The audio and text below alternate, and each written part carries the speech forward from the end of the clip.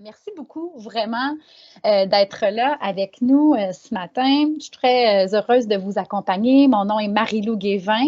Je suis accompagnatrice pour le groupement des chefs d'entreprise depuis 2013. Et puis, je suis là aujourd'hui pour vous accompagner dans le prochain 90 minutes, qui est un rendez-vous dans le cadre de la Journée internationale de la femme. Et c'est la première fois au groupement des chefs d'entreprise qu'on organise un rendez-vous exclusivement pour nos femmes entrepreneurs. Fait qu'on est très content de le faire avec vous ce matin. Et on a prévu 3 grands temps à la rencontre d'aujourd'hui. De un, dans quelques instants, Madame Tania Sabat va être avec nous pour nous dresser un portrait de la situation parce qu'on parle souvent de la réalité de la femme en affaires. Je vais vous demander, je pense que c'est Marie-Hélène, peut-être de fermer ton micro, merci. Donc, on parle souvent de la réalité de la femme en affaires, mais on a voulu se pencher sur les faits. Donc, Mme Sabat va nous présenter les résultats de plusieurs recherches qu'elle a effectuées pour nous dresser un réel portrait de la réalité de la femme en affaires et quels sont de façon objective les obstacles que l'on rencontre quand on est une femme entrepreneur. Ensuite, dans un deuxième temps, comme on aime bien le faire au groupement, on va prendre un moment pour échanger entre nous. Donc, on va partir en sous-groupe pour partager autour des défis qu'on a rencontrés, particulièrement dans la dernière année en tant que femme entrepreneur et surtout pour mutualiser les bonnes pratiques qu'on a développées et les ressources qu'on a dénichées. Fait qu'on devrait repartir d'ici avec un baluchon bien plein de bonnes pratiques et de ressources. Et le troisième moment de la rencontre, eh bien, c'est une conférence avec Stéphanie Laprise. Stéphanie, qui est une maman, une entrepreneure. Elle est membre du groupement. Elle est à la tête de l'entreprise Impact Réadaptation, donc elle est ergothérapeute et elle va être là pour nous partager des trucs et des outils pour la gestion de la charge mentale. La charge mentale, c'est un concept qui a été popularisé dans les années 80 et ça signifie tout ce qui est l'organisation, la planification et la gestion du quotidien du foyer. Et oui, de façon très objective, encore en 2021, ça relève principalement de nous, les femmes. Alors, je vous informe que la rencontre, elle est enregistrée. Ça va nous permettre de l'offrir à un plus grand nombre en rediffusion. Évidemment, quand vous allez être en sous-groupe, on n'enregistre pas les partages, donc ça vous laisse un espace libre pour vous déposer. Et c'est toute la valeur ajoutée d'être là en direct ce matin, de pouvoir vivre l'interaction avec les participantes. Je vais vous inviter à laisser votre boîte de conversation ouverte. C'est par là qu'on va adresser nos questions autant à Mme Sabat qu'à notre conférencière Stéphanie Laprise. Laissez votre micro en mode mute, donc, sauf évidemment quand je vous interpellerai. Et si vous avez des problèmes techniques dans la boîte de conversation, ma collègue Linda vient de vous repartager un lien là, pour avoir du soutien. Alors, justement, pour lancer ça de façon plus officielle et se dégourdir un peu, je vais nous inviter à un check-in. Un check-in, c'est un exercice qui favorise la pleine présence au moment qu'on partage ensemble. Donc, je vais vous inviter dans la boîte de conversation à écrire quelles sont les obligations que vous avez en tête en ce moment qui vous préoccupent et que vous voulez déposer pour être plus présente aux prochains 90 minutes. Donc, je vous invite toutes à écrire dans la boîte de conversation les obligations qui vous préoccupent en ce moment et que vous pourriez déposer. Alors, je vous invite à écrire ça dans la boîte de conversation. Moi, si je déposais les miennes, j'ai une réunion avec mon équipe de vente à 13h et je ne suis pas prête. Fait que ça, c'est une obligation qui me préoccupe.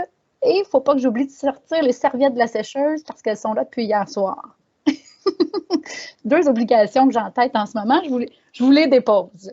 Quelles sont les vôtres? La réunion juste après, effectivement, le cerveau a tendance à être un peu dans le futur. Tous les emails de la boîte de réception en ce lundi matin. Une réunion à 10h. Je vais tenter de finir d'ailleurs à 9h58 pour ceux qui ont une réunion planifiée à 10h. Des courriels non lus, des décisions à prendre, faire étudier les enfants. Donc, je vous laisse encore une petite minute.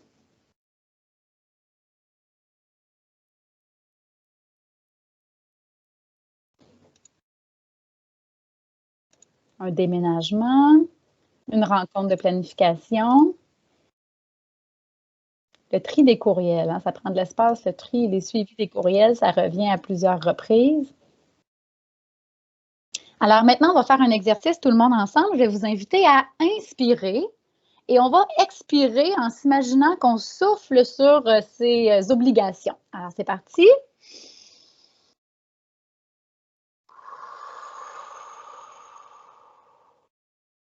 Alors voilà, nos obligations, on vient de les repousser à 10h05, heure Québec. Je suis certaine qu'elles vont être encore là. Et donc, on peut les oublier pour les 90 prochaines minutes et être pleinement présente pour profiter du temps que vous avez choisi de prendre pour vous en ce lundi matin et ce lundi après-midi. Alors, on est maintenant prête à entendre Mme Tania Sabat. Elle est professeure titulaire à l'Université de Montréal. Elle est fondatrice de la chaire BMO en diversité et gouvernance de l'École des relations industrielles de l'Université de Montréal également. Elle a piloté plusieurs recherches sur l'entrepreneuriat féminin et elle vient aujourd'hui faire lumière avec quelques faits intéressants. Tania, je vous remercie beaucoup d'être avec nous ce matin. Bienvenue. Ben, merci, je suis vraiment ravie d'être là. Quoi de mieux de célébrer la Journée internationale des femmes. Donc, à vous toutes, mesdames, une excellente Journée internationale des femmes que de commencer en si bonne compagnie. Alors, je te laisse les 10 prochaines minutes, Tania, si tu veux bien entamer ta présentation. Excellent. Alors, je vais partager tout de suite mon écran. Est-ce que vous m'entendez bien? Tout va bien? Oui? Excellent. Super.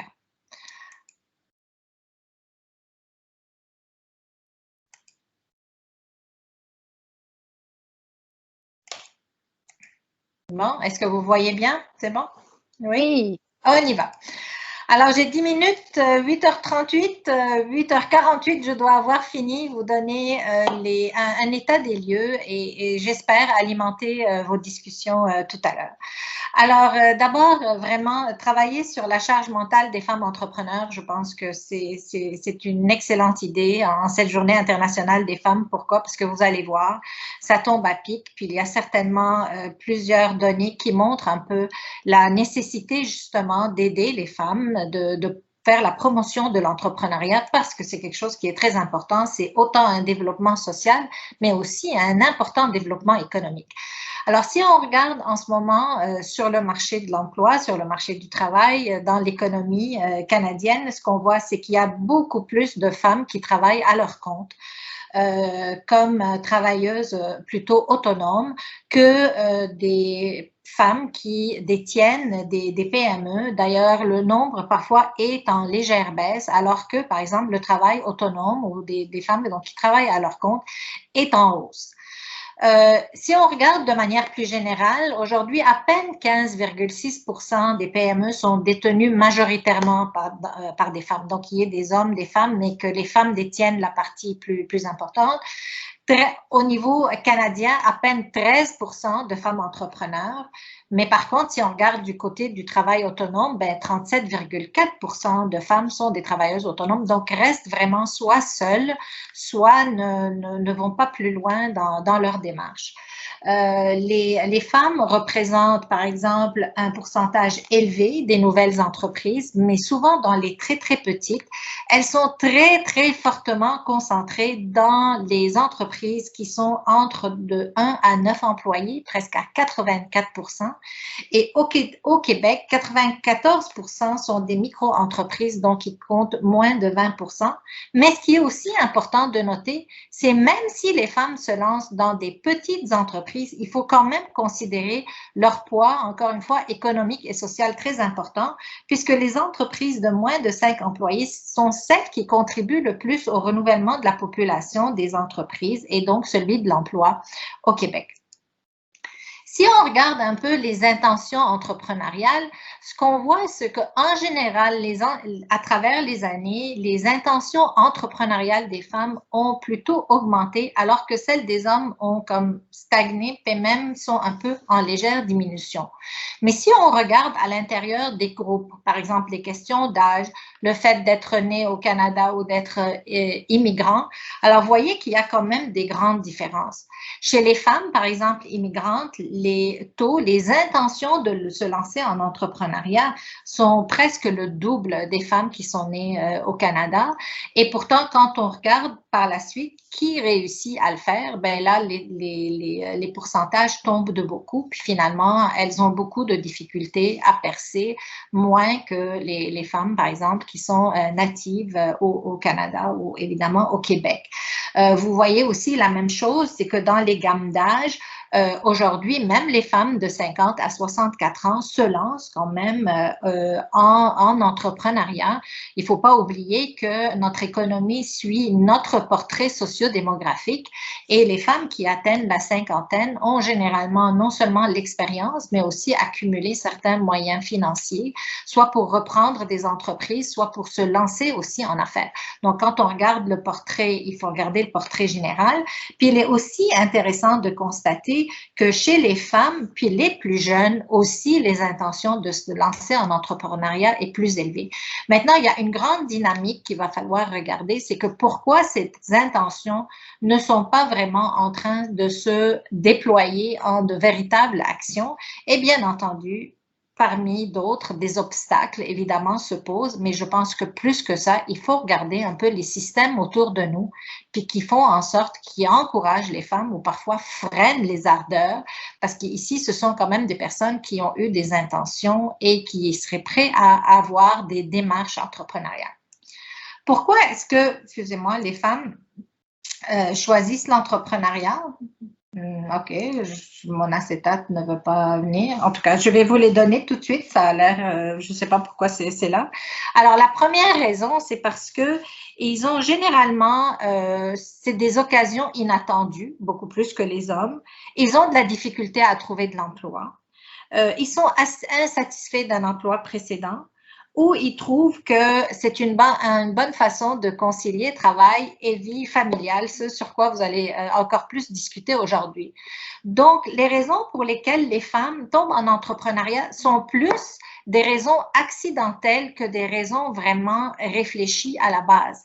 Et ça, encore une fois, il faut casser cette façon de faire. Les femmes peuvent se lancer en affaires pour se lancer en affaires. Aujourd'hui, les raisons sont plutôt des raisons qui sont plus fortuites et ces raisons fortuites sont plus élevées. Ça ne veut pas dire que les hommes ne choisissent pas ça pour ça, mais elles sont vraiment plus élevées pour les femmes que pour les hommes. Si on regarde maintenant les secteurs où elles se lancent, alors dans le commerce du détail, c'est là où elles se lancent le plus, donc 29%. Donc ça, ce sont vraiment des entrepreneurs qui ont entamé des démarches. Art, spectacle et loisirs aussi plus élevés. Donc vous avez de ce côté là où les femmes se lancent plus, donc commerce, art, spectacle et loisirs et soins de santé. Voyez les services technologiques, puis la technologie vraiment très peu, encore 7%. Construction, à peine 3%, finance, assurance, 1%, fabrication, donc tout le secteur manufacturier, elles ne sont pas assez présentes, agriculture, la même chose. Par contre, hébergement, services de restauration, c'est kiff-kiff. Donc, si on combine un peu à la fois la question sectorielle, à la fois la question des raisons pour lesquelles on se lance en entrepreneuriat, ce qu'on voit un peu, c'est les obstacles. Je pense qu'aujourd'hui, c'est une partie donc importante de ce que vous allez avoir à discuter. Donc, si vous voyez, généralement, ce qu'on voit, c'est d'abord les femmes étant dans les secteurs que je viens de nommer, souvent leurs secteurs ne sont pas considérés dans l'innovation, alors que c'est pas vrai du tout parce que l'innovation se trouve partout. Mais c'est encore une fois des systèmes qui ont fait en sorte qu'on pense qu'il y a beaucoup moins d'innovation dans le commerce du détail qu'il y en aurait par exemple que si on est dans un domaine qui est beaucoup plus technologique. Et aujourd'hui, les investissements sont beaucoup plus virés vers les domaines qui sont plus technologiques.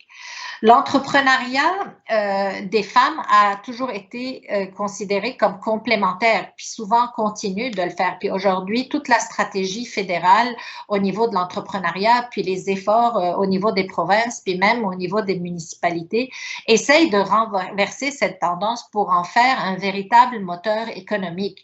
Mais vous comprenez que quand les femmes se lancent en entrepreneuriat, faute d'autres choses, ou pour trouver un emploi, ou pour, etc., ce qui est encore une fois pas tout tout le monde, mais une majorité, vous comprenez qu'il y a toujours cette idée que c'est un complément, que ce n'est pas nécessairement réfléchi comme le fait de s'investir dans un domaine d'affaires. Puis ça, il faut absolument renverser la tendance parce que ce n'est pas vrai. Elles sont un moteur important dans l'économie, puis il y a une grande place pour pouvoir passer à travers. Le financement des femmes, donc, représente une fraction, bien évidemment, pour toutes ces raisons. Elles ne sont pas dans l'innovation, c'est un entrepreneuriat plus complémentaire. Donc, il y a quelque part une difficulté à aller chercher du financement. Et si on regarde des études au niveau du Canada, puis même au niveau du Québec, ben vous avez presque 83% des femmes propriétaires de PME qui ont utilisé des fonds personnels pour se lancer en affaires. Donc, les premiers mises de fonds sont souvent soit de la famille, soit directement des fonds qui sont accumulés. Et encore une fois, c'est une difficulté. Alors, je vous donne un peu quelques idées pourquoi. Les stéréotypes culturels. On a encore des systèmes qui sont basés sur les hommes, donc sur le groupe majoritaire, les absences de modèles d'identification pour se dire dès le jeune âge, oh, moi je vais être entrepreneur, puis voici comment je vais me lancer. Ça arrive, mais ce n'est pas la majorité. Et le fait aussi, toute la question du mentorat, parrainage et les cultures aussi des incubateurs, accélérateurs qui doivent être plus donc virés un peu vers les besoins des femmes. Alors, quand on fait une petite recherche, quand je parle des modèles dans Google, puis vous faites un entrepreneur qui sort, ben vous devez les chercher, les femmes. Vous pouvez en trouver de temps en temps, mais il faut vraiment les chercher. La même chose, si vous demandez dans un cours en entrepreneuriat, nommer des femmes entrepreneurs, ça prend aux étudiants beaucoup plus de temps de les trouver, alors que les hommes ben, sortent beaucoup plus rapidement. Les difficultés ont quand même été exacerbées par la COVID pour les femmes, mais vous allez voir quand même, moi je suis optimiste, donc on a des chiffres aussi qui montrent quand même de l'optimisme. Pourquoi? Ben parce qu'elles sont dans des plus petites entreprises puis sous-financées, donc plus de femmes ont eu de la difficulté. Aussi, n'oubliez pas que tout le travail, il y a toute une charge, vous allez en parler tout à l'heure avec la charge mentale, c'est beaucoup de charges sur le dos des femmes, mais qui n'est pas rémunérée, mais c'est une charge sociale énorme. Aussi, il y a des besoins en compétences qu'il faut aller chercher. Elles ont été exclues de nombreux programmes. Au début de la crise, ça a été toute une course pour aller essayer. Puis, à travers le PCFE, on a essayé justement de rendre la voie plus claire au niveau des gouvernements que l'argent n'allait pas vraiment vers les femmes.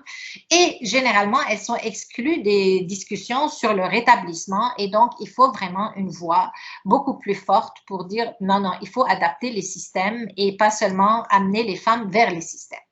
Alors, on a des bonnes nouvelles. Évidemment, il y a quand même 22% des femmes qui ont de la difficulté à survivre à la crise. Par contre, il y a 18% qui pensent même que la crise a été une opportunité. Ce sont des données d'un sondage effectué avec Femmes et Sort qu'on a fait au mois d'avril. Et les niveaux de confiance, qui est très intéressant, c'est très confiante, confiante. Alors, c'est vraiment 78% des femmes qui croient en l'avenir. Donc, il y a une résilience extraordinaire, puis c'est sûr, on va passer à travers, puis il faut que l'on passe à travers. Donc, c'est vraiment le message de ce matin. Comment? Ben, les besoins en compétences qu'on a vus sont diversifiés. D'abord et avant tout, prendre ou accélérer le virage numérique. Les femmes ont indiqué que c'est un des ancrages les plus importants en ce moment, c'est cette capacité de prendre le virage numérique, commerce électronique, plus d'intelligence artificielle, le travail collaboratif, télétravail, etc. Il y a tout un besoin là-dedans. Ce besoin, il est aussi important pour les hommes, mais il est plus important pour les femmes, on a pu le différencier. Puis il est encore plus important aussi pour des femmes qui sont membres d'un autre groupe minoritaire, comme des femmes racisées, comme des femmes de diverses minorités ethniques ou les femmes immigrantes. Adapter les modèles d'affaires, c'est une urgence, les réseaux, toujours international, local, et développer les compétences. Alors, c'est très important. Les enquêtes nous l'ont montré. On a besoin de réfléchir. L'innovation a besoin d'être guidée. Il faut aider les femmes qui se retrouvent souvent dans des petites entreprises et qui, en plus, ont des moyens plus limités. Il faut dégager des plateformes d'aide pour aller justement développer des compétences sur l'innovation et sur le reste. Et je termine en vous disant, les femmes envoient un message aujourd'hui magnifique, c'est qu'il faut aussi voir l'entrepreneuriat sous un impact différent. Les chiffres d'affaires, c'est très bon, le PIB, c'est excellent, il n'y a pas de doute, mais pour y arriver, il y a plusieurs moyens de le faire. privilégier l'économie locale est une façon, le commerce électronique, puis les compétences, accroître les compétences, accroître le capital humain au niveau des entrepreneurs est très important. Accompagner la transformation des PME, puis ça, on a besoin donc de le faire, puis surtout des entrepreneurs qui se trouvent même seuls, parfois dans des entreprises. Étendre les mesures de soutien, puis évidemment donner beaucoup plus pour justement recruter des employés, etc. Et ne pas oublier que l'environnement, les aspects sociaux, les aspects communautaires sont souvent directement liés à des entreprises qui sont menées par des femmes. Ce sont des acteurs incontournables dans l'économie, puis qui font progresser notre économie. Alors voici, je suis désolée Marie-Lou, j'ai dépassé de 3 minutes, mais là, j'ai essayé de...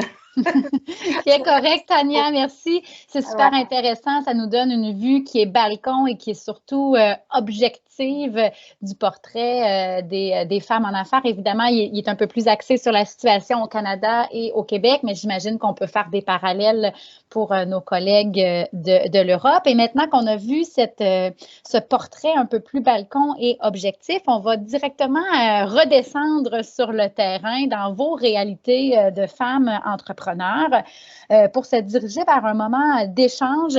Et on a 2 intentions ici. La première, c'est celle qu'on a dans toutes nos rencontres au groupement, c'est pouvoir briser notre isolement et vivre de l'entraide entre nous. Donc, dans quelques minutes, ma collègue Linda va vous envoyer dans des sous-groupes Teams. Vous devriez être 4-5 dans votre sous-groupe pour échanger autour de 2 questions. Alors, les 2 questions, on les voit dans la boîte de conversation. Dans la dernière année, quels ont été mes enjeux spécifiquement liés au fait que je sois une femme entrepreneur? Donc, 1 à 2 enjeux que vous avez rencontrés, vécus dans la dernière année, spécifiques au fait que vous soyez une femme entrepreneur. Et quelle est la bonne pratique ou la ressource qui a été la plus aidante et facilitante pour vous dans la dernière année? Donc, quand vous allez arriver dans votre sous-groupe, la première chose, c'est de désigner une porte-parole animatrice. Donc, son rôle sera de 1, s'assurer que tout le monde ait le temps de partager en 20 minutes. Ça représente 3-4 minutes par personne. Et ensuite, on va faire une remontée en grand groupe. Donc, cette même animatrice porte-parole sera la personne désignée pour nous partager quel est l'enjeu qui a été déposé plus d'une fois, qui est ressorti des échanges, et quelle est la bonne pratique ou la ressource découverte pour en faire bénéficier l'ensemble des participantes. Donc, vous allez avoir 20 minutes et lors de la remontée en grand groupe, ça permettra aussi, la deuxième intention, c'est de pouvoir alimenter la vigie et les recherches de Mme Sabat via le portail de connaissances pour les femmes en entrepreneuriat. Donc, un 20 minutes d'échange entre vous, vous partagez vos enjeux spécifiquement liés au fait que vous soyez une femme entrepreneur et les bonnes pratiques ressources qui vous ont le plus aidé. Alors, Linda, je te laisse nous diriger automatiquement dans nos sous-groupes Teams. N'oubliez pas de vous désigner une animatrice porte-parole pour le bon déroulement. Je vous souhaite des bons échanges. Maintenant, j'aimerais vous entendre dans chacun de vos groupes. Donc, j'espère que vous avez pris en note, là, il y avait un numéro là, dans le bandeau, je vais vous nommer là, de 1 à 7. Et je vais vous demander, on va se faire ça assez tempo. Je vais vous demander de partager un enjeu qui est ressorti de vos échanges, donc celui qui est peut-être revenu plus d'une fois. Donc, un enjeu rencontré dans la dernière année, précisément lié au fait que vous êtes une femme entrepreneur. Et quelle est une découverte liée à une ressource ou une bonne pratique particulièrement aidante? Donc, un enjeu et une découverte par porte-parole. Je commence par le groupe numéro 1. C'est qui ma porte-parole du groupe numéro 1? C'est moi, c'est Marielle. Oh, allô Marielle! Salut! OK, nous, dans le fond, ça a été quand même, c'est revenu à plusieurs d'entre nous qu'on avait un rôle pour soutenir tous ces employés, de soutenir ses collègues, d'être présente, que ça s'ajoutait à toutes les autres choses qu'on avait à faire. Puis, une bonne pratique qui est ressortie, c'est de faire appel à son réseau d'entrepreneurs. Il y en avait une que c'était un réseau d'entrepreneurs féminines déjà. Puis de tout ça, s'entraider avec son réseau. Puis il y avait aussi le lâcher prise, là, que ça a été, je pense, très bénéfique pour tout le monde. Pratiquer le lâcher prise. Merci, Marielle. Porte-parole du groupe numéro 2 maintenant. Je ne sais pas si c'était nous le numéro 2. Oui, il y avait 2 groupes. OK. Oui. Alors, Marie-Hélène, nous, 4 sur 6 ont parlé de conjuguer avec le rôle de maman versus entrepreneur, soit en lien avec la COVID, mettons, de prendre soin de sa mère ou de ses enfants, ou d'avoir à bientôt devenir maman, fonder une famille, puis comment qu'on va s'y prendre. Donc, il y avait beaucoup, ça c'est l'enjeu qui est revenu le plus. Dans les solutions, on a beaucoup parlé des conjoints. Donc, de séparer la charge à la maison. Donc, au niveau de la charge mentale, là, justement, les repas, ça l'a beaucoup aidé. Le ménage, c'est quelque chose qui a été nommé. Et j'ai aussi observé que pour plusieurs personnes, le fait de, moi en tout cas, quand je comprends, c'est que le fait d'être une femme devient quand même un outil. Je pense les femmes, on va chercher de l'aide, on va chercher des mentors, on va chercher des coachs. Donc, quelque part, je pense qu'on est bon dans déléguer puis aller chercher de l'aide. Ça, je pense que je trouve que quelque part, c'est ressorti, puis d'aller chercher de l'aide auprès de nos conjoints aussi, là, de demander. Je trouve que ça ressortait. Puis, il y avait beaucoup des enjeux d'isolation aussi. De se trouver des modèles, c'était difficile. Merci, Marie-Hélène. Donc, porte-parole du groupe numéro 3, un enjeu et une bonne pratique qui est ressortie de vos échanges. Qui était la porte-parole du groupe numéro 3? C'est le groupe où étaient présentes Sarah Paré et Laura Bédard. Ah, ben ça, je pense que c'est mon groupe que moi, je viens de faire. Là. OK. Ah, d'accord. Le numéro 2, c'est qui, Linda? Sophie Beauchemin, Armandine Colli. Ah, ça, c'était nous. Okay. Oui. Alors, l'enjeu principal, on a principalement parlé autour de concilier les enfants avec le travail en temps de pandémie et en temps hors pandémie et en retour de congé de maternité. Le thème était que c'était pas nécessairement facile, mais les solutions qui ont revenu, c'était aller chercher de l'aide, soit partager les tâches avec le conjoint ou même embaucher une personne qui vient prendre le relais à la maison pour donner, même en dehors des heures de bureau, du temps pour travailler où il n'y a pas de téléphone, rien qui sollicite pour pouvoir faire le travail intellectuel sans avoir à s'occuper de la charge là, des enfants, puis que ce soit cédulé, régulier, toujours. Donc ça, c'était une belle piste de solution. Oui, merci. Ben oui, effectivement, c'est une piste intéressante et originale. Je vais avec le groupe numéro 4 maintenant. Linda, si tu peux nous... c'est Bérangère. Ah, oui, Bérangère, d'accord. Voilà.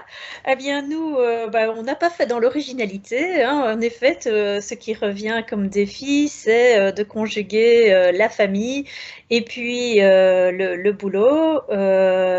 Évidemment, que ce soit au retour de congé de maternité ou que ce soit au quotidien, gestion de tout ça. Mais en même temps, on se disait que c'était aussi une force parce que ça nous permettait de devoir gérer la famille, les enfants, tout ça, nous permettait d'anticiper certaines choses et qu'on mettait cette qualité dans notre travail. Et donc, justement, quand on est tombé en période de pandémie, on a pu utiliser cette capacité d'anticipation et de résilience pour mieux gérer les défis et rassurer les équipes, quoi. Un peu comme une maman, on va dire. Voilà. Et alors, on parlait aussi de choses importantes, de se garder des temps pour soi, donc de pouvoir, quand on est en vacances, de bien s'écarter des choses, donc voilà, garder du temps pour soi, quel qu'il soit. Merci, j'aime bien l'idée de la compétence transposable, en fait, que c'est une réalité qui permet de développer certaines compétences qui sont fort utiles dans nos rôles d'entrepreneurs. Le groupe numéro 5. Oui, c'est moi qui ai le porte-parole. En fait, ce qu'on avait dit, nous, l'enjeu, je pense que c'était le télétravail principalement, là, qu'on se disait que ça avait été un petit peu difficile à mettre en place en tant qu'entrepreneur féminin parce que ça prenait une certaine coupure. Fait qu'un petit peu, un de nos aidants, c'était justement d'avoir, de s'être permise en tant que femme entrepreneur d'aller au bureau pour faire la coupure entre la famille et se donner vraiment un temps de concentration spécifique pour le travail et pour la famille en temps de pandémie, principalement là, au courant de la dernière année. Puis aussi, ce qu'on se disait, c'est justement un petit peu comme ça, on vient de dire aussi, c'était de donner du temps pour soit pour du sport ou soit pour pour nous se retrouver en tant qu'entrepreneurs féminins, de se donner du temps pour soi, puis un espace de concentration. Merci, Pascal. Groupe numéro 6. Oui, c'est moi. Alors, parmi ce qui n'a pas été dit, un de nos enjeux, c'était un peu comme la perte de contact, là. Le télétravail a engendré comme une perte de créativité. Tu sais, quand on fait des rencontres de cartes de porte un peu, tu sais, puis de démontrer notre empathie envers notre équipe, là, justement, comme quelqu'un l'a mentionné au début, là, en soutien, mais aussi pour promouvoir notre empathie, là. Tu sais, c'est ça qu'on a perdu un peu, ça, c'est un enjeu. Sinon, dans un autre domaine, peut-être plus au niveau des enfants, une bonne pratique, c'était donner plus d'autonomie aux enfants. Bon, ça varie selon l'âge des enfants, là. Puis évidemment, s'entourer avec les ressources qu'on a autour, là, le conjoint, la famille, les grands-parents, même si c'est des jeunes grands-parents, c'est quoi. Merci. Donc, plus d'autonomie aux enfants. On peut faire des liens avec le lâcher-prise là-dedans. Probablement aussi. Là, ça, c'est comme la délégation en entreprise. Là, quand on laisse plus d'autonomie aux enfants sur certains aspects, il faut accepter que ça va être fait à leur façon. Et il reste le groupe numéro 7. Yes. Je vais essayer de ne pas répéter. Je vais y aller dans des enjeux qui ne sont pas nécessairement majorité, mais qui sont ressortis. Il y avait celui de faire sa place dans un domaine d'hommes en pandémie, donc qui est de faire ses preuves et tout ça. Puis un que je trouvais intéressant, c'est aussi dans le cas d'un processus de relève, papa versus fille, que les gens se retournent peut-être vers le papa pour se faire rassurer, mais que c'est une opportunité en même temps de faire vraiment sa place comme femme, comme relève officielle, puis comme présidente. Donc ça, c'est des enjeux que soulevés qui étaient un peu différents.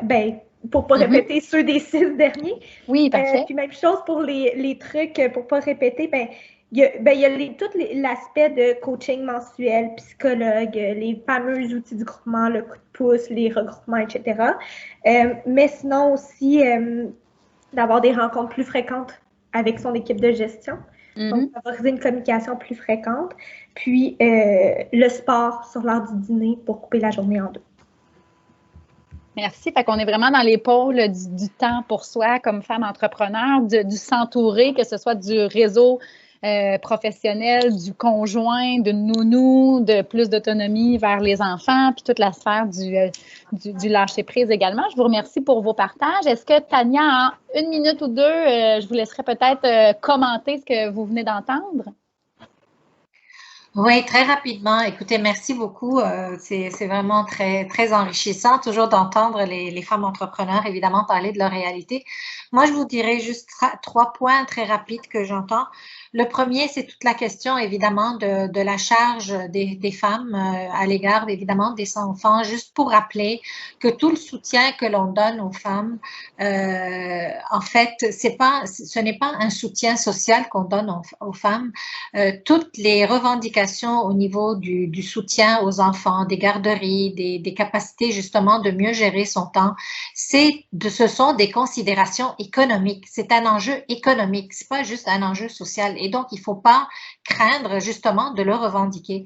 Puis si au Québec, on a plus d'entrepreneurs femmes qu'on a ailleurs, les garderies qui sont très accessibles et les frais de garde, donc qui avaient commencé à 5 $ ont joué un grand rôle. Puis ça, les autres provinces canadiennes peuvent très bien vous le montrer.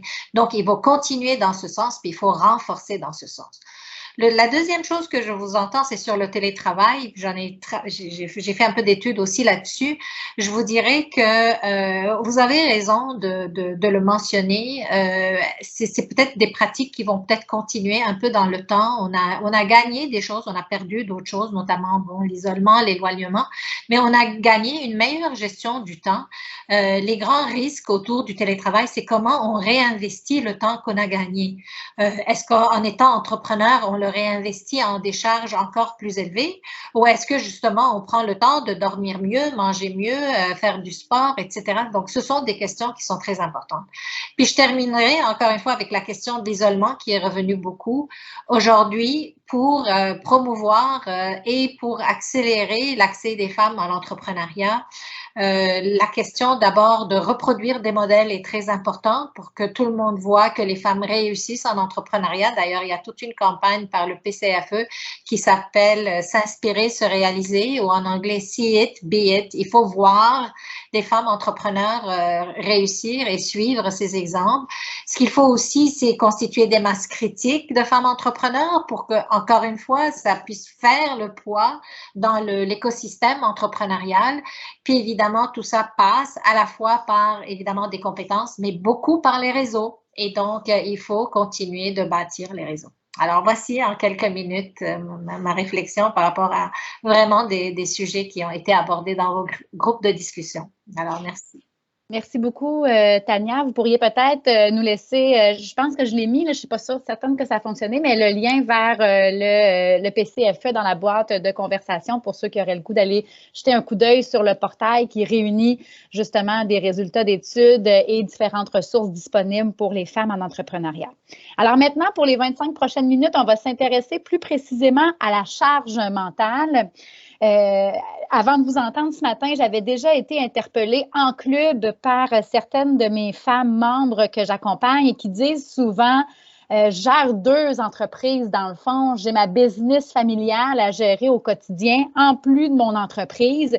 Et ce qui fait que parfois, est-ce que je m'investis le 100 000 $ pour l'achat d'équipement peut côtoyer il faut que je passe à l'épicerie trouver un fruit kaki pour l'exposé oral de ma fille de 10 ans. Ça, c'est un cas réel. Il faut que je fasse ça aujourd'hui. C'est dans ma to-do list. Ma fille de 10 ans a un exposé demain sur le kaki.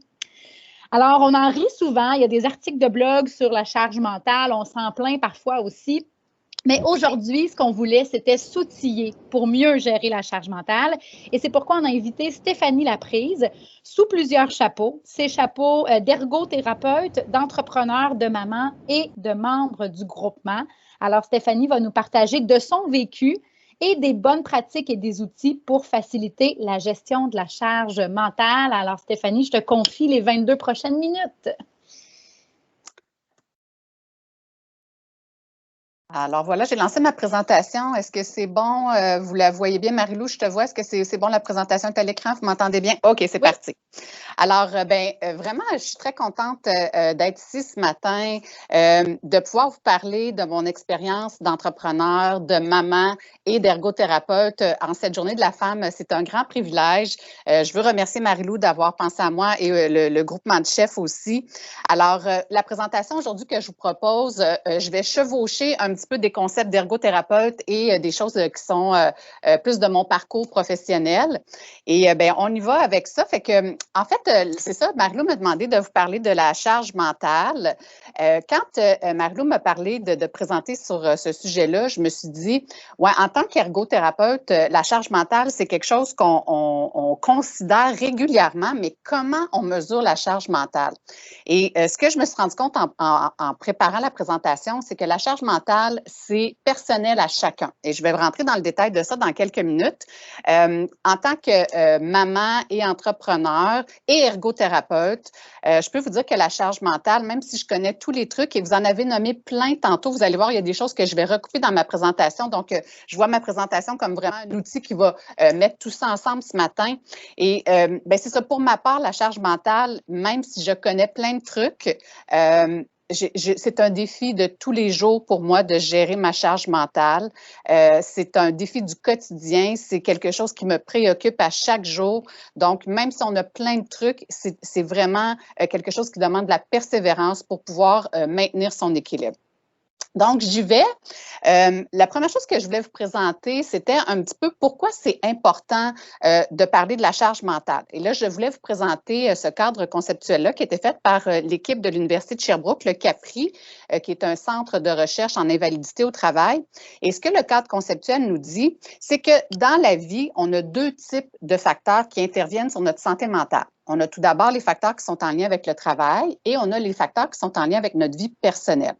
Ce que le tableau nous dit, c'est que si on a beaucoup de stresseurs dans notre vie au travail, qu'on a beaucoup de défis à relever, mais que dans notre vie personnelle, on est épanoui, qu'on est en équilibre, qu'on est satisfait de notre vie personnelle, bien, les chances sont qu'on soit capable de tolérer les stresseurs qui sont au travail. Et l'inverse est aussi vrai. Si on a des stresseurs à la maison, qui sont plutôt importants, mais qu'au travail, on a du support, on a une bonne équipe de travail, on se sent bien entouré, bien, les chances sont qu'on va être capable de gérer les choses qui se passent à la maison. Le problème, c'est quand les deux côtés sont trop élevés. C'est là que, si vous regardez dans le tableau, c'est là qu'on peut développer des problématiques de santé mentale telles que la dépression, les troubles anxieux, le trouble d'adaptation ou même plus des problèmes plus comportementaux qui sont en lien avec le présentéisme, donc de se présenter au travail, mais de ne pas être concentré. Donc, ça, c'est super important à retenir. C'est ce qui explique pourquoi la charge mentale, c'est important de la considérer. C'est que si des deux côtés, c'est très lourd, bien, on risque de perdre l'équilibre. Donc, je vais rentrer dans mon parcours. Donc, moi, je suis ergothérapeute. J'ai gradué en 1996. Donc, ça fait 25 ans cette année que je suis ergothérapeute. En 2012, j'ai décidé de retourner à l'université et de faire une maîtrise en administration des affaires. Donc, à l'Université de Sherbrooke, c'était le programme pour cadres en exercice. C'est un programme dit à temps plein, donc qui représentait à peu près 25 heures de travail supplémentaire dans ma semaine. Et j'en parle parce que je vais y revenir dans quelques minutes. Je suis en affaires depuis 15 ans. Je suis mariée depuis 25 ans avec la même personne, je tiens à le préciser. Et j'ai deux grandes filles, Sabrina, 19 ans, et Charlotte, 17 ans, que vous pouvez voir ici à l'écran. Donc, mon entreprise, c'est Impact Réadaptation. Comme Marie-Lou le disait tantôt, je suis propriétaire unique. J'ai racheté tous mes associés il y a environ 5 ans. J'ai 4 cliniques, Sorel, Saint-Hyacinthe, Brossard et Drummondville. J'ai 46 quelques employés. Impact Réadaptation, qu'est-ce qu'on fait? On est spécialisé en invalidité au travail. Donc, on aide des gens qui sont incapables d'occuper leur emploi, que ce soit pour un problème de santé mentale ou de santé physique. On les aide à retourner au travail et on travaille également en prévention avec les entreprises pour pas que l'invalidité arrive. Donc, on a des cliniques dans certaines entreprises pour prévenir que les gens soient retirés de leur milieu de travail. Donc, je reviens à la charge mentale. Tantôt, Marie-Lou a donné une définition de la charge mentale. Je vous en présente une, encore une fois, qui a été faite par les chercheurs de l'Université de Sherbrooke. Donc, la définition officielle de la charge mentale, c'est la quantité hypothétique de ressources mentales que doit posséder un travailleur pour l'accomplissement d'une tâche. Et la charge mentale, elle est de deux types. La charge cognitive, donc la mémoire, la concentration, l'organisation, l'attention que ça prend pour accomplir une tâche. Et la charge affective, j'aime ça faire la tâche ou j'aime pas ça faire la tâche. Donc, ça, c'est la définition officielle de la charge mentale. Maintenant, comme je vous le disais tantôt, en ergonomie, on s'intéresse à comment mesurer la charge mentale, mais on n'a pas vraiment d'outils vraiment validés pour valider la charge mentale, la mesurer. Et c'est pas mal l'histoire du verre à moitié plein ou du verre à moitié vide. Donc, la charge mentale, notre perception de la charge mentale est influencée par comment on regarde les situations. C'est variable pour une personne, d'une personne à l'autre, puis ça dépend de nos intérêts, de nos aptitudes, de l'environnement puis de nos valeurs. Je me permets un petit exemple ici. Je sais que j'ai pas beaucoup de temps, mais je donne un petit exemple. Supposons que moi, je fais ma comptabilité tous les soirs après ma journée de travail et que ça m'empêche de m'occuper de mes enfants et que dans mes valeurs, m'occuper de mes enfants, c'est super important. Bien, probablement que ma perception de la charge mentale de faire ma comptabilité va être très élevée. Le contraire est aussi vrai. Si je fais une charge pour laquelle je me sens super compétente, j'ai beaucoup d'aptitudes, bien, ma charge mentale va être perçue comme étant moins élevée. Si je vous donne un autre exemple, moi, si vous me demandez de faire un tableau dynamique croisé dans Excel, je ne suis pas capable. Donc, ma perception de cette charge-là va être très élevée. Et si quelqu'un a des aptitudes pour faire un tableau dynamique croisé, bien, sa perception de cette charge-là va être beaucoup moins élevée. Donc, retenez ça, super important. La charge mentale, c'est vraiment influencé par notre perception des situations. Donc, je reviens à mon parcours. Alors, en préparant la présentation, je me suis demandé, moi, dans mon parcours, à quel moment ma charge mentale a été la moins grande ou la moins difficile à gérer. Et paradoxalement, finalement, je voulais dire un beau mot, mais ça ne marche pas, fait que je laisse tomber. En fait, c'est quand j'ai fait mon MBA. Quand j'ai fait mon MBA, c'est bizarre, j'avais 25 heures de plus de travail à mettre par semaine. J'avais à ce moment-là 6 cliniques, j'avais des associés dans ce temps-là. J'avais mes 2 filles qui avaient 8 ans et 10 ans quand j'ai commencé mon MBA.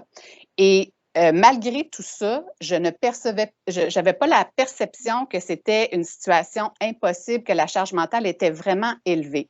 Pourquoi? Parce que j'adorais ça.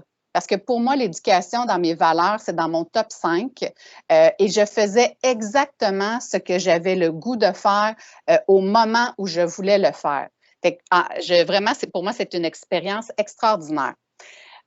Une autre affaire que je dois mentionner qui est super importante dans cet épisode-là du MBA qui a duré 2 ans et demi, c'est une attitude que vous avez mentionnée tantôt, puis je vais également y revenir dans ma présentation. C'est que pour réaliser mon MBA, j'ai dû adopter une attitude qui était le lâcher-prise. Et pas le lâcher-prise 5 ou 10 mais lâcher-prise à 100 Donc, quand j'ai fait mon MBA, mon conjoint a vraiment pris en charge tout ce qui était l'éducation des enfants, le soin des enfants, l'organisation de la maison. Et parce que j'étais très occupée, c'était pas possible pour moi de faire des petites vérifications périodiques de « as-tu fait ça? » Il a vraiment fallu que je laisse aller avec toute la charge et croyez-le ou non, ça a fonctionné. Donc, le lâcher-prise, c'est pas une habileté qui est facile à développer, mais quand on est capable d'y arriver, c'est hautement efficace. Donc, retenez ça, la charge mentale, même si les heures de travail sont nombreuses, si on aime qu'est-ce qu'on fait, c'est pas mal moins lourd. Qu'est-ce qui se passe quand on est en surcharge? Donc, tantôt, je vous ai dit, si on est en surcharge du côté du travail et du côté personnel, ça nous amène presque inévitablement vers un problème de santé mentale. Mais avant ça, il y a des symptômes qu'on peut observer. Donc, je voulais vous les mentionner aujourd'hui. Et une autre chose aussi qui est associée avec la charge mentale, c'est beaucoup l'anxiété. Parce que quand vous avez votre petite liste qui vous roule dans la tête, souvent, ça vous amène du stress de dire « Mon Dieu, je vais être capable de tout faire ça aujourd'hui? » Et qui dit stress, dit difficulté de mémoire et de concentration. Plus d'impatience, de la rumination, le fameux petit hamster qui tourne quand on se couche. Et qui dit petit hamster dit également trouble du sommeil. Donc, si aujourd'hui vous entendez ça, que ça vous allume des lumières, peut-être que vous avez des choses que vous devez surveiller pour rester en santé. Et là, je rentre vraiment dans les trucs de comment on doit se protéger. Vous allez voir, il y a des choses que vous avez nommées. Donc, la première chose, c'est vraiment d'identifier ce qui est important pour vous dans vos valeurs. Si vous choisissez les activités dans votre horaire qui sont en accord avec ce que vous aimez faire, ce qui est important pour vous, vous n'allez pas vous tromper, puis ça ne va pas être perçu comme une augmentation négative de votre charge de travail. Le deuxième point, déléguer et garder les tâches où vous excellez. Fait que tantôt, il y en a qui en ont parlé. Je vais y revenir aussi sur le support du conjoint. Si vous, là, faire les repas, faire l'épicerie, l'organisation des repas, pour vous, c'est facile, vous êtes bonne là-dedans, gardez cette tâche-là, puis déléguez les tâches que vous vous sentez moins efficaces, comme peut-être, par exemple, faire le ménage. Donc, ce truc-là, il est aussi appliqué au travail. Fait que gardez les tâches que vous êtes bon, puis déléguez ceux que vous êtes moins bons, parce que ça vous prend moins d'énergie quand vous avez les tâches dans lesquelles vous excellez.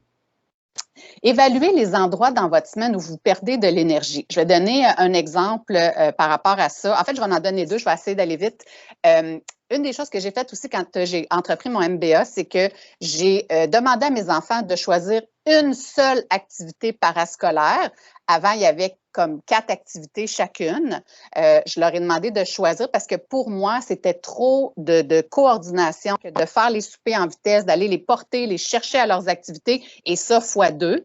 Donc, je leur ai demandé de choisir une seule activité et croyez-le ou non, bien, ils n'ont pas été plus malheureuses. Hein? Fait que c'est correct de leur demander de faire des choix, puis ça nous aide beaucoup. Un autre endroit où j'ai décidé d'économiser mon énergie, c'est les matins. Fait que toutes les mamans, vous le savez que les matins, c'est donc pas le fun. Puis notre phrase préférée le matin, c'est « Ah ouais, dépêche-toi ». Quand ma plus vieille est rentrée à la maternelle, là, je me voyais pas faire 2 places le matin, aller en porter une à l'école puis aller en porter une à la garderie. Fait que j'ai décidé de prendre quelqu'un, avec mon conjoint, là, on a décidé d'avoir quelqu'un à la maison, une nounou pour nous aider. Et on a gardé cette personne-là jusqu'à la pandémie. Naturellement, avec les années, son rôle a changé. Mais elle m'a vraiment aidée quand mes filles étaient plus ados au niveau des taxis pour les activités. Donc, ça a été vraiment pour nous là, une façon de passer au travers les semaines chargées, c'est d'avoir de l'aide à la maison. Le point suivant, super intéressant, vous l'avez mentionné tantôt, impliquer les enfants. Là, je vous parle à titre d'ergothérapeute. Moi, j'ai fait de la pédiatrie pendant plusieurs années et quand les parents me disaient « Ah, j'ai pas le temps de faire tes exercices », bien, ma réponse à ça, c'était « Impliquez-les dans les tâches ménagères ». Donc, si vous vous sentez coupable de déléguer à vos enfants des tâches ménagères, voyez-le sur le côté développemental. C'est super bon pour eux autres d'être impliqués dans la vie de la maison. Et le dernier point, encore une fois, un super important, le support social pour les femmes, c'est vraiment reconnu dans la littérature comme étant quelque chose de protecteur. C'est vraiment important pour nous de s'entourer surtout d'autres femmes pour avoir du support. Puis là, j'ai voulu, en tant que de COVID, comment on peut briser l'isolement? Bien, c'est sûr que téléphone, trouver une oreille attentive. Dans vos amis, qui est bonne pour écouter, puis qui est bonne pour vous faire sentir bien, bien, tournez-vous vers cette personne-là pour pouvoir jaser avec elle. L'autre truc, rejoignez des communautés. Si vous aimez faire du jogging, si vous aimez faire de la cuisine, il y a plein de communautés sur les réseaux sociaux que vous pouvez rejoindre. Puis ça, c'est une autre façon de briser l'isolement. Et le dernier point, super important, si vous sentez que votre équilibre est fragile, il faut trouver quelqu'un à qui en parler, un professionnel de la santé mentale. En ce moment, avec la COVID, c'est pas évident de trouver quelqu'un, mais n'hésitez pas à prendre le téléphone puis à faire des appels puis à trouver une personne de confiance en qui vous pourriez vraiment vous confier puis évoluer là-dedans. Donc, je ne peux pas faire cette présentation-là sans vous parler du truc qui fonctionne pour moi et c'est le yoga. Donc, pour moi, le yoga, c'est la façon que mon cerveau se met à off. C'est vraiment très drôle, là, quand je suis en cours de yoga, là, des fois, là, je me surprends à me dire, coudonc, elle va pas vite, puis on va-tu changer de pause? Puis ça me montre à quel point mon cerveau a vraiment besoin de ralentir. Et quand on ralentit comme ça nous permet de mieux ressentir ce qui se passe en dedans de nous. Si le bruit est vraiment fort dans votre tête tout le temps, vous n'êtes pas capable d'aller voir en dedans de vous comment vous vous sentez. Et pour moi, la pratique du yoga, c'est ça que ça me donne. Toutes les activités comme ça, méditation, relaxation, yoga, ça marche vraiment au niveau de la gestion du stress, de l'anxiété, de faire baisser la pression, la charge mentale, mais ce n'est pas une baguette magique. C'est vraiment quelque chose qu'il faut entreprendre. Il faut en faire plusieurs fois par semaine, pendant plusieurs mois pour avoir des résultats. Donc, il faut être persévérant, mais je pense qu'en tant que femme entrepreneur, la persévérance, ça fait partie de nous et que c'est tout à fait accessible à mettre dans nos horaires. Je ne pouvais pas non plus pas parler de la répartition des charges dans le couple. Donc, je vous présente mon mari, Éric. Moi, je ne crois pas à la répartition des tâches de façon juste et équitable dans le couple. En fait, pour nous, la phrase qui est vraiment significative, qu'on se rappelle tout le temps, c'est « on fait une équipe ». Et dans une équipe, il y a des fois un membre de l'équipe qui a besoin d'un petit coup de main supplémentaire, qui vit quelque chose de particulier, de difficile, puis que les autres coéquipiers doivent supporter cette personne-là. Fait que c'est vraiment notre devise. Et quand on fait des choses, c'est j'ai fait la vaisselle, j'ai fait telle affaire, puis on se dit hey, wow, beau travail d'équipe. Donc, c'est comme ça que nous, on le voit, puis ça fonctionne vraiment bien pour nous. Alors, je vais terminer la présentation avec 3 attitudes clés que je pense qu'au-delà de tout ça, qu'il faut avoir face à soi-même. Et la première attitude, c'est la bienveillance. C'est quoi, c'est la bienveillance? C'est de vouloir son propre bien. Puis comment on fait ça? Bien, c'est de s'entourer d'énormément de douceur. C'est de ne pas se juger et d'avoir un discours positif à notre égard. Donc, ce n'est pas tout le temps facile. Des fois, on a tendance à se juger vraiment sévèrement, mais plutôt que de le voir de cette façon-là, il faut essayer de s'entourer de beaucoup de douceur et d'être bienveillante à notre égard. L'autre attitude clé, on l'a mentionné, j'en ai parlé quand j'ai fait mon MBA, c'est le fameux lâcher prise et la fameuse phrase « il faut ». Donc là, je vous ai mis un petit X rouge sur le fameux « il faut ». C'est quelque chose que je travaille énormément quand je fais des suivis avec des patients ici en clinique, de déconstruire cette pensée-là qu'il faut faire ci, qu'il faut faire ça. Des fois, je suggère à mes patients de remplacer la phrase par « il serait préférable » ou « ça serait le fun ». Mais quand vous vous dites « il faut », posez-vous la question « est-ce qu'il faut vraiment ». Et la dernière attitude clé, c'est accepter. Et si vous êtes capable d'accepter que vos semaines de travail, ça ne fit pas dans un horaire de 35 heures, puis parce que ça ne fit pas dans un horaire de 35 heures, bien ce soir, vos enfants, ils mangent des croquettes, puis mercredi, ils vont manger du McDo. Si vous acceptez que les situations sont comme elles vous arrivent, vous allez cesser de lutter. Et quand on arrête de lutter, bien, on garde notre énergie. On a plus d'énergie pour faire d'autres choses. Puis quand on accepte les situations également, bien, on arrête de se sentir coupable. Le fameux sentiment de culpabilité chez la femme, c'est vraiment présent. Et quand on est capable d'accepter les situations, c'est un bon pas dans la direction de ne pas se sentir coupable de tout ce qui arrive dans nos entreprises ou dans nos familles. Alors, pour terminer la présentation, je vous invite à prendre un papier, un crayon. Et je vous partage un outil que j'utilise presque avec tous les patients que je suis en santé mentale. En fait, c'est l'assiette ou la tarte, là, comme vous voulez l'appeler. Et je vais vous demander dans un premier temps de dessiner dans le cercle, le premier cercle que vous allez dessiner, la répartition de toutes les tâches que vous devez faire dans une semaine. Et là, j'en ai mis à droite, là, j'ai mis des tâches possibles, mais peut-être que vous avez d'autres rôles dans votre semaine qui vous prennent du temps. Et j'aimerais ça que vous les mettiez dans le cercle là, vraiment pour dire actuellement, mon horaire, il ressemble à quoi? Et on va en faire un deuxième que j'ai appelé votre assiette améliorée. Donc là, vous allez focusser davantage sur les 4 groupes alimentaires. Mais si vous refaites une assiette, une deuxième assiette, et dans cette assiette-là, vous la pensez vraiment en fonction de ce qui est important pour vous, ce dont j'ai discuté aujourd'hui dans la présentation, vos valeurs, vos aptitudes, vos intérêts, est-ce que votre assiette serait différente? Si vos deux assiettes se ressemblent, l'assiette actuelle et l'assiette améliorée, bravo, vous êtes probablement dans une situation d'équilibre, puis vous avez plein de facteurs de protection autour de vous pour éviter d'aller vers un épuisement professionnel ou un autre diagnostic de santé mentale.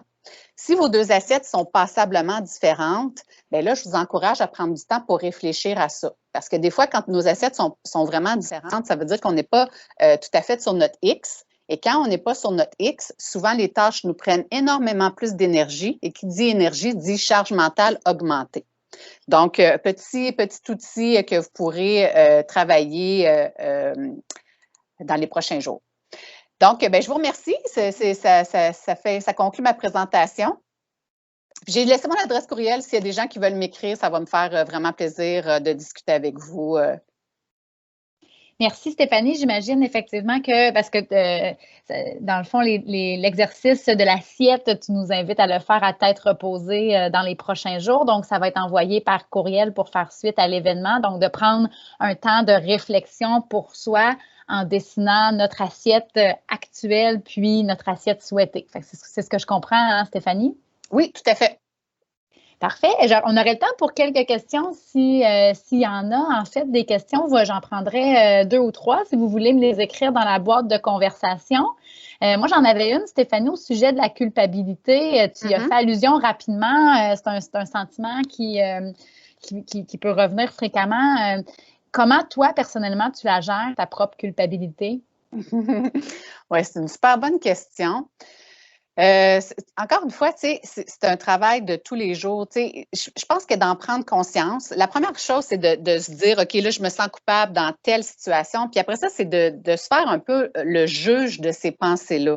Est-ce que j'ai vraiment raison de me sentir coupable de cette situation-là, de cet événement-là? Moi, c'est comme ça un petit peu que je le décortique. Moi, je suis une leader qui est quand même assez impliquée avec mes employés. Donc, quand il se passe des situations, j'ai tendance à en prendre vraiment beaucoup sur moi.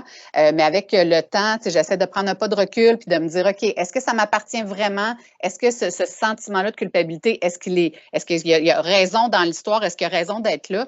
Puis si c'est pas le cas, bien, d'essayer de dire, bien là, de dédramatiser la situation, là, c'est mon approche. Là. OK. Je vois, est-ce qu'il y en a qui avaient des questions pour Stéphanie? Est-ce que j'en prendrais peut-être une autre? Oups, là, je vois le courriel qui a été repartagé, le courriel de Stéphanie qui a été repartagé dans la boîte de conversation. Ça fait que ça semble assez complet. On est toutes silencieuses. Moi, en tout cas, je l'ai pratiqué dans les 2 dernières années, je dirais, là, le truc que tu as donné, Stéphanie, sur le « il faut ». Puis, c'est tout simple, mais ça fait toute une différence, effectivement, de remplacer le « il faut » par le « j'ai envie de ». Donc, personnellement, ça a fait une grande différence sur ma perception, comme tu le mentionnes, de la charge mentale. Donc, à chaque fois que c'est bon, il faut que je fasse tel truc, c'est est-ce que j'ai envie de faire tel truc, puis pourquoi réellement il faut que je fasse tel truc, tu sais. Donc, ça m'a aidé à lâcher prise sur certains des éléments. Bien, si on n'a pas de questions, en fait, je filerais vers la conclusion. Vous étiez plusieurs à avoir mentionné, c'est notre habitude en virtuel de se booker des rencontres. Donc, je sais qu'il y en a plusieurs qui en ont dès 10 heures. Donc, ça nous permettra de se laisser quelques minutes entre deux réunions. C'est une bonne pratique d'ailleurs que j'ai retenue de notre conférence avec Jean-Pierre Brun en janvier, de booker des rencontres un peu plus longues et de les terminer plus tôt. Fait que si vous ne l'aviez pas entendu, c'est une bonne pratique de télétravail avec vos équipes aussi, de toujours booker des rencontres un peu plus longues et de les terminer plus tôt. Comme ça laisse toujours les quelques minutes à vos collègues pour aller se prendre un café, se dégourdir entre deux rencontres parce qu'on a cette habitude commune, je pense, de se planifier des rencontres virtuelles vraiment les unes après les autres. Ça nous permet d'appliquer cette pratique-là ce matin. Je vous remercie d'avoir été parmi nous. Comme je vous le disais, il y a un courriel qui va vous être envoyé d'ici demain, donc l'outil que nous a présenté Stéphanie. Toutes les statistiques également de Tania vous seront envoyées par courriel. Il va y avoir un petit formulaire d'appréciation. Ce serait gentil de prendre 2-3 minutes pour le compléter. Nous, on aime bien avoir votre input pour pouvoir s'améliorer pour chacun de nos rendez-vous. D'ailleurs, on a une programmation pour le printemps que vous pouvez retrouver sur notre site web groupement.ca. Le prochain rendez-vous qu'on vous offre, c'est le 18 mars en soirée. C'est pour les couples en affaires, les couples d'entrepreneurs. Donc, un rendez-vous autour du thème de la communication. Ça va être drôlement intéressant. On en a un début avril aussi sur les perspectives économiques. On va aborder de façon plus approfondie le télétravail également, puis le virage numérique, deux enjeux que Tania mettait en relief tout à l'heure. Donc, on a deux ateliers, j'ai rendez-vous sur ce sujet ce printemps. Donc, je vous invite dès maintenant à aller réserver vos places si ça vous intéresse. Je vous rappelle qu'on a tout un réseau d'experts qui sont des professionnels de différents domaines qui sont à votre disposition si vous avez besoin d'aller plus loin en lien avec des défis qu'on a abordés aujourd'hui.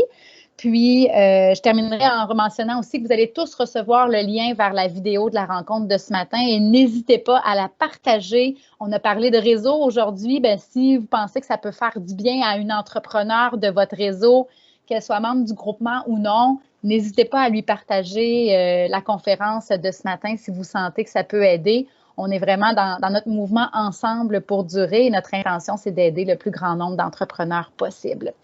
Alors, merci beaucoup d'avoir été là ce matin. Je vous souhaite une belle fin de journée et une excellente semaine printanière. Au revoir, merci.